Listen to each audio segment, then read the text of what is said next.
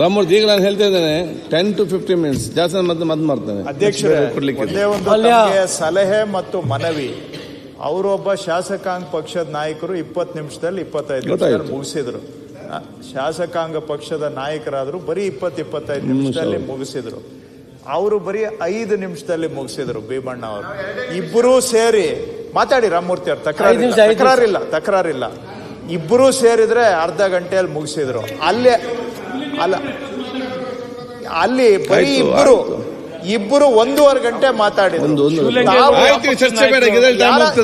ಯಾರಾದ್ರೂ ತಮ್ಗೆ ಯಾರೇ ಆಗ್ಲಿ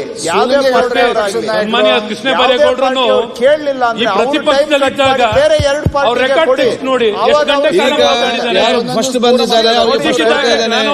ಮಾತಾಡಲಿಕ್ಕೆ ಬೇಕಾದ್ರೆ ಬೆಳಿಗ್ಗೆ ಬೇಗ ಬರ್ಬೇಕು. ಶಾಸಕಾಂಗ ಪಕ್ಷದ ಅದನ್ನ ಹೇಳ್ತಾ ಇದ್ದೇನೆ. ಬಂದಿರ್ಲಿಲ್ಲ ಆಗ್ಲೇ ಇಬ್ಬರು ಮೆಂಬರ್ಸ್ 1.5 ಗಂಟೆ ಈಗ ಮೊನ್ನೆ ಆಯ್ತು, ನೀವು ಯಾಕೆ ಚರ್ಚೆ ಮಾಡ್ತೀರಿ? ಚರ್ಚೆ ಸದನವನ್ನ ಹೊಸ ಸ್ಥಾನ ಮಾತಾಡಿ. ಆದಷ್ಟು ಫಿನಿಶ್ ಮಾಡಿ. ಮ್ಯಾಕ್ಸಿಮಮ್ 10 minutes ಅವಕಾಶ ಸಿಗಬೇಕು. ಬಜೆಟ್ ಮೇಲಿನ